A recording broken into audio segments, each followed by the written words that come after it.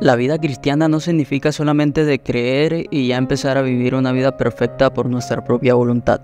Hay alguien que es el Espíritu Santo, el Consolador, el que Jesús dejó, que es el regalo del Padre para cada creyente, con el único objetivo de que ellos puedan vivir esa vida santa y ser semejantes a Cristo. En el libro de Gálatas capítulo 5 versículos 16 y 17 el apóstol Pablo dice: «Digo pues, andad en el Espíritu y no satisfagáis los deseos de la carne, porque el deseo de la carne es contra el Espíritu y el Espíritu es contra la carne, y estos se oponen entre sí para que no hagáis lo que quisierais». La primera recomendación que nos hace el apóstol Pablo es andar en el Espíritu Santo. Y él nos dice que si hacemos esto, entonces va a ser imposible que nosotros satisfagamos los deseos de la carne. ¿Cuáles son los deseos de la carne? Todos esos deseos de hacer toda esa serie de cosas que no le agradan a Dios. En los deseos de la carne se encuentran la ira, la rabia, el enojo, en fin, todo tipo de pecado. Todo lo que incumple los reglamentos que Dios establece en la palabra de Dios son los deseos de la carne. Y Pablo aquí nos da un secreto muy grande. Él nos dice que la única forma para que nosotros no satisfagamos esos deseos es viviendo en el Espíritu Santo. Por tanto, es importante que nosotros cultivemos una relación con el Espíritu Santo, que le hablemos a Él, porque solamente haciendo eso a través de la oración vamos a poder vivir una vida en el Espíritu, vamos a poder andar en el Espíritu. Y Pablo sigue diciendo: porque el deseo de la carne es contra el Espíritu y el del Espíritu es contra la carne. Él aquí nos da la explicación de que el Espíritu Santo y tu carne siempre están en una constante batalla. La palabra espíritu en este versículo se encuentra con E mayúscula, por lo tanto se refiere al Espíritu Santo de Dios.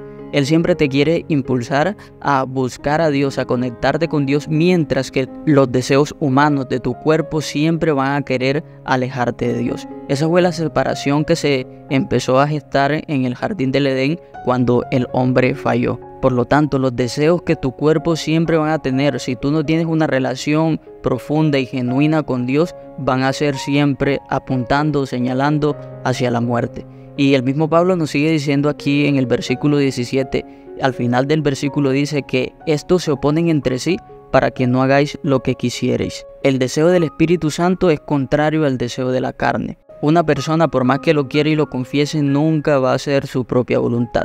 Si estamos viviendo en pecado, nuestra carne nos va a dominar. Esos deseos mundanos, pecaminosos, esos deseos que nos llevan a la muerte, van a dominar por completo nuestras decisiones.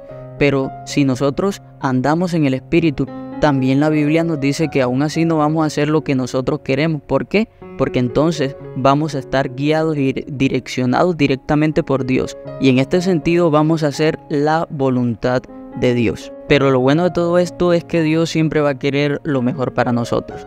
Por eso la Biblia dice que andemos en el Espíritu, para así no satisfacer los deseos de la carne.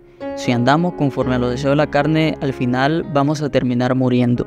Vamos a terminar en el lado de la historia de los enemigos de Dios, el lado de la historia de los perdedores. Pero si somos guiados por el Espíritu Santo, si nos dejamos guiar por esa palabra, si nos dejamos exhortar cada vez que Dios quiera hacerlo a través de un mensaje o tal vez a través de este podcast, entonces vamos a tener vida eterna.